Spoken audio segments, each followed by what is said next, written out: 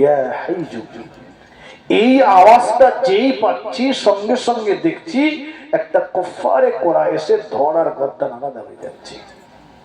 এই আওয়াজটা কে দিচ্ছিল তাকে আমি অনেক দেখার চেষ্টা করেছি কিন্তু দেখতে পাইনি। বাবা ওই ব্যক্তিটা কি একটু বলতে পারবে?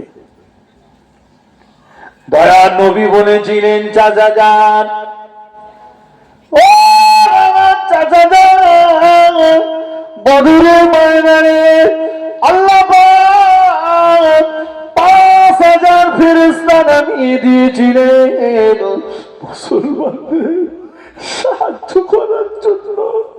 আল্লাহ পাক ৫,০০০ ফেরেশতা নাজিল করেছিলেন। এই ৫,০০০ ফেরেশতার কমান্ডার করে আল্লাহ পাক ফেরেশতা জিবরাইল আমিন আলাইহিস সালামকে পাঠিয়েছিলেন।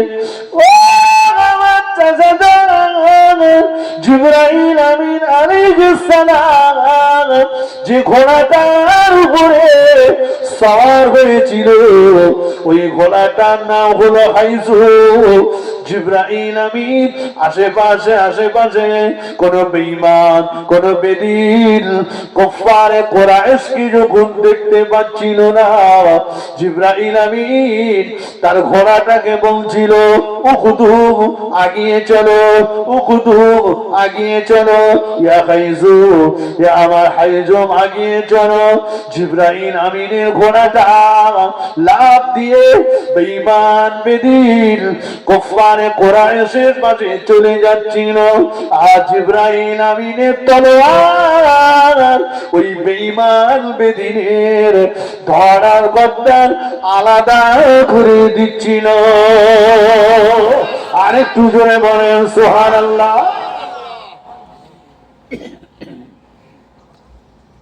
তাহলে সব ওদের দিকে থাকলেও ইমানদার যদি হই আল্লাহর সাহায্য পাওয়া যাবে। চলুন এটাই থাক, ইমান নিয়ে কবরে যেতে হবে। বেশি ব্যাখ্যা দিতে দেওয়ার সময় পাবো না। আপনি মনে করুন ভারতবর্ষ থেকে বাংলাদেশে যাবেন বা কোনো একটা দেশে যাবেন, তো সে দেশে যেতে গেলে এমনি এমনি যাওয়া যাবে? কি দরকার? পাসপোর্ট দরকার। তো আপনি একটা পাসপোর্টের অ্যাপ্লিকেশন করলেন, পাসপোর্ট আপনার হয়েও গেছে, পিওন পাসপোর্ট বাড়ি দিয়ে গেছে, ওই পাসপোর্টটা পকেটে করে নিয়ে বর্ডার চলে যাচ্ছে। এখন বিএসএফ বর্ডার সিকিউরিটি ফোর্স যারা আছে ওরা আপনাকে আটকালো, কোথায় যাবে? বাংলাদেশ যাবো, ওখানে মামুর বাড়ি। মামুর বাড়ি কাগজপত্র দেখি পাসপোর্টটাকে বার করে দিলেন, যেতে দেবে না। বলে এই যে পাসপোর্ট আপনি দেখিয়েছেন হবে না। কেন? বলছে আপনি যে দেশে যাবেন সেই দেশের সরকারের একটা অনুমতির দরকার আছে, যেটাকে বলা হয় ভিসা। আপনার ভিসা লাগাতে হবে। আপনি এহ জগতে আছেন, পর জগতে যাবেন। এক দেশ থেকে আরেক দেশে যেতে গেলে যেমন পাসপোর্ট ভিসার দরকার, আপনি দুনিয়া থেকে যখন কবরে যাবেন আপনার পাসপোর্ট ভিসা লাগবে। লাগবে না? লাগবে না? কালকে কি পাসপোর্ট করতে দেবেন নাকি? পাসপোর্ট মানে আপনি প্রকৃত মুসলমান হন, এটা হচ্ছে আপনার পাসপোর্ট। শুধু গরু খাওয়া হলে হবে না, প্রকৃত মুসলমান হন এটা আপনার পাসপোর্ট। আর মুসলমানের পাসপোর্টের উপরে একটা ঈমানওয়ালার ভিসা লাগিয়ে দেন। ঈমানদার হন তবে কবরে ফেরেশতার মাঠ থেকে বাঁচা যাবে। আর না তো দুনিয়ায় হ্যালো বললে দুনিয়ার পুলিশ ছেড়ে দিতে পারে, খোদার পুলিশ কারো হ্যালো বলে ওটারে সঙ্গে করলে ছাড়বে না বাবা, ছাড়বে না। এখন হয়তো মনে হচ্ছে না, রক্তের তেজ আছে,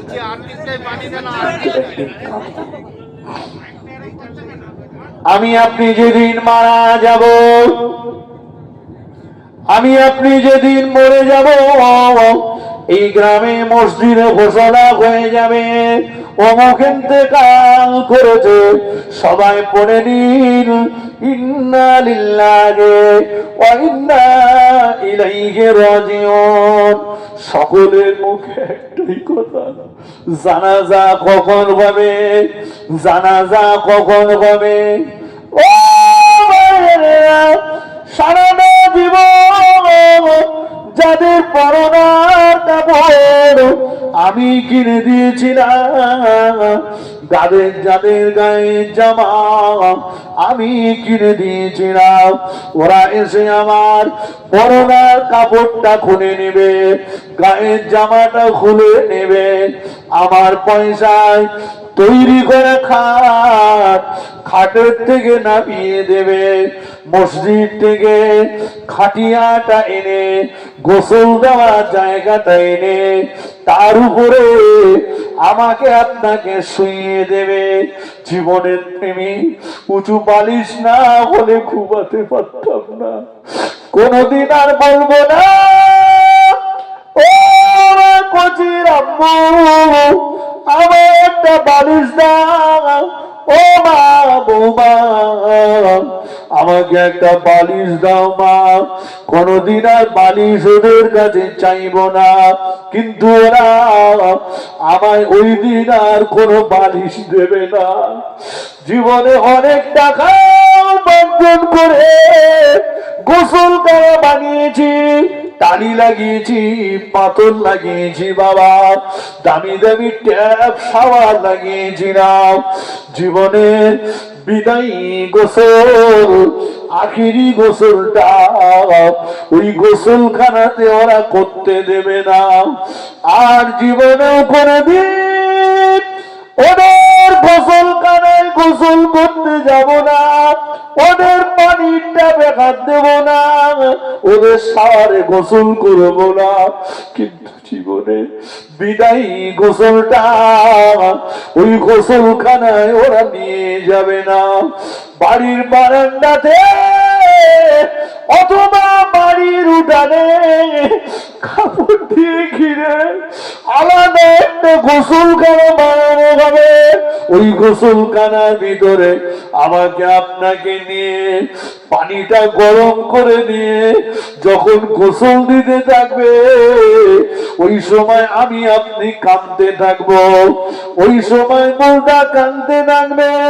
ও আমার গোসল দিতে আসা ব্যক্তিরা, আমার গায়েতে জোরে জোরে পানি ঢেলো না, আস্তে আস্তে পানি ঢেলো, জোরে জোরে মর্দন করো না, আস্তে আস্তে মর্দন করো। তোমরা আমাকে জোরে জোরে নাড়া দিও না, আস্তে আস্তে নাড়াচাড়া দাও। এই মুহূর্তে আমার উপর দিয়ে একটা তুফান বয়ে গিয়েছে, কিন্তু না না, সেদিনে কান্নার আওয়াজ গোসল দিতে আসা ব্যক্তিরা শুনতে পাবে না। ওরা ওদের মতো করে গোসল দিয়ে আমার জীবনের বিদায়ী পোশাকটা পরানোর জন্য রেডি থাকবে। ঘরে আমার অনেক লুঙ্গি আছে, জামা আছে, প্যান্ট আছে, গেঞ্জি আছে, শাড়ি আছে, শাল আছে। কোনদিন বলবো না বৌমা এবার ঈদের সময় জামাই আমাকে যে লুঙ্গিটা দিয়েছিল বা বৌমা ওই লুঙ্গিটা আমায় দাও মা, পরে যায়, ওই প্যান্টটা আমায় দাও ও মা বৌমা, ওই শাড়িটা আমায় দাও মা। কোনদিন বলবো না, কিন্তু না, খাটিয়ার উপরে সাদা কাপড়ের কাপড়টা বিছানো থাকবে, কাপড়ের উপরে আমাকে আপনাকে শুইয়ে দিয়ে কাপড়ের কাপড়টা যখন পড়তে থাকবে, ওই সময় মুর্দা কাঁদতে থাকবে, ওই সময় আমি আপনি কাঁদতে থাকবো। ও আমার কাপড় বানাতে আসা ব্যক্তিরা, মুড়ে দিও না, ঢেকে দিও না, তড়িঘড়ি করে তোমরা আমার মুখটা কাফনের কাপড় দিয়ে ভরে দিয়ে না, ও আমার কাপড় ভরে দেওয়া ব্যক্তিরা একটু দাঁড়াও। আমার খাটিয়ার পাশে দাঁড়িয়ে, আমার লাশের পাশে দাঁড়িয়ে জনম দুঃখের মা কেমন করে কাঁদছে খোঁজি। বেটারে, তোকে কত কষ্ট করে মানুষ করলাম বাবা, তুই নিজে হাতে আমায় মাটি দিবি, নিজে আমার লাশ থেকে বয়ে নিয়ে যাবি বাবা, কিন্তু আজকে আমার চোখের সামনে তোকে কাপড়ের কাপড় পরিয়ে মানুষের নিয়ে চলে যাচ্ছে বাবা। ও আমার কাপড় পরাতে আসা ব্যক্তিরা একটু দাঁড়াও, আমার আম্মাকে আমায় একটু দেখতে দাও, আমাকে আমার আম্মাকে একটু দেখতে দাও, মরে দিও না, ঢেকে দিও না, একটু দাঁড়াও। আমার লাশের পাশে দাঁড়িয়ে আমার আব্বা জান কেমন করে কাঁদছে কচি। বেটা, বুড়ো হয়ে গিয়েছি বাবা, কষ্ট করে তোকে মানুষ করেছি, বুড়ো বয়সে আমি একটু আরাম করবো, তুই আয়ু উপার্জন করবি, কিন্তু বাবা আমার চোখের সামনে তুই কবরে চলে যাচ্ছিস বাবা, কে আমাকে আব্বা বলে ডাকবে? একটু দাঁড়াও, আমার আব্বাকে আমায় একটু দেখতে দাও, আমার আব্বাকে আমায় একটু দেখতে দাও। ও আমার কাপড় পা দেওয়া ব্যক্তিরা, মুড়ে দিও না, ঢেকে দিও না, একটু দাঁড়াও। আমার লাশের মাঝে দাঁড়িয়ে ছোট্ট ছোট্ট বাচ্চাগুলো কেমন করে আমাকে ডাকছে আব্বু, আব্বু, আব্বু, আম্মু, ও আমাদের আম্মু। কাপড় পরাতে আসা ব্যক্তিরা, ও কাপড় পরাতে আসা ব্যক্তিরা, আমার ছোট ছোট বাচ্চাগুলো আর জীবনেও কোনোদিন আমাকে আব্বু বলে ডাকতে পারবে না, আমি ওদের আব্বু হয়ে ওদের ডাকে সাড়া দিতে পারবো না। ওরা লাশের পাশে দাঁড়িয়ে আমাকে ডাকছে দাদু ভাই, দাদু ভাই, নানু ভাই, নানু ভাই, দাদু ভাই, নানু ভাই, দাদিমা, নানিমা বলে ডাকছে, একটু দাঁড়াও, মরে দিও না, কিন্তু না, সেদিনের কান্নার আওয়াজ কাফন পরাতে আসা ব্যক্তিরা শুনতে পাবে না। কাফনটা পরিয়ে দিয়ে পায়ের দিকে একটা বাঁধো, মাঝখানে একটা বাঁধো, মাথার দিকটা মুড়ে মুড়ে মুড়ে মুড়ে একটা বাঁধন দিয়ে খাটিয়ায় তুলে জানাজা সম্পন্ন করে নির্জন কবরস্থানে নিয়ে যাবে। কবরের পাশে খাটিয়াটা রেখে আমার কবরে মাথার দিকে একজন নেমে পড়বে, পায়ের দিকে একজন নেমে পড়বে, আমি মনে করব ওরা দুজন মনে হয় আমার সঙ্গে থাকবে, কিন্তু না, যেই না আমার লাশটা কবরে নামিয়ে দিল, দেখলাম এত সরু জায়গা, এত সংকীর্ণ জায়গা, যেখানে আমি শোয়ার পরে আরেকজনের শোয়ার জায়গা থাকবে না, আমাকে শুয়ে দিয়ে মাথার দিকে যে ছিল লাফ দিয়ে উঠে গেল, পায়ের দিকে যে ছিল লাফ দিয়ে উঠে গেল, বাসে নাতানি দিয়ে মিনহা খলাকনাকুম ওয়া ফিহা নুঈদুকুম ওয়া মিনহা নুখরিজুকুম তারাতান উখরা। তিন মুঠো মাটি দিয়ে সবাই আমার কবর চলে যাবে। কত মোহাব্বতের মানুষ, কত ভালোবাসার মানুষ, কত আপনজন আমার ছিল, আর কেউ কোনোদিন কবর খুঁড়ে দেখতে যাবে না। কবরের ভিতরে আমি আপনি কোন অবস্থাতে আছি? নওজওয়ানেরা, ও যুবকেরা, ও আমার মায়েরা, বোনেরা, আল্লাহ আল্লাহ নবী ছাড়া কবরে কোনো উপায় থাকবে না। কবর প্রতিদিন ডেকে ডেকে ডেকে ডেকে ডেকে ডেকে বলে, ও আল্লাহর বান্দা বান্দীরা, আমি কবর, আমি কবর, আমি হলাম একাকিত্বের ঘর, আমার ভিতরে কোনো সঙ্গী নাই। দুনিয়া জমিন থেকে আসবার সময় আমার ভিতরে তুমি সঙ্গী জুটিয়ে আনো। ও আল্লাহর বান্দা বান্দীরা, আমি কবর, আমি হলো অন্ধকার ঘর, আমার ভিতরে আলো নাই, বাতি নাই। আমার এই অন্ধকার দূর করার জন্য দুনিয়া জমিন থেকে তুমি আলো নিয়ে এসো। আমি কবর, আমি হলো প্রশ্ন করার জায়গা, উত্তর বলে দেওয়ার মতো কাউকে তুমি খুঁজে পাবে না।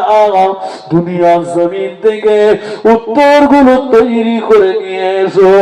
আমি কবর, আমি হলো সাপ বিছুর গর্ত, আমার ভিতরে যে সাপ বিছু দেওয়া আছে, একবার দংশন করলে কিয়ামত পর্যন্ত জ্বালা করবে। এই সাপ বিছুর দংশন থেকে বাঁচবার মতো অস্ত্র দুনিয়া জমিন থেকে তৈরি করে নিয়ে এসো। সেদিন কি করে রেহাই পাবে? আল্লাহ আল্লাহ, নবী ছাড়া রেহাই পাওয়া যাবে না। সেদিন কাঁদবো বটে, কিন্তু না, সেদিনের কান্নার কোনো মূল্য থাকবে না। আল্লাহুম্মা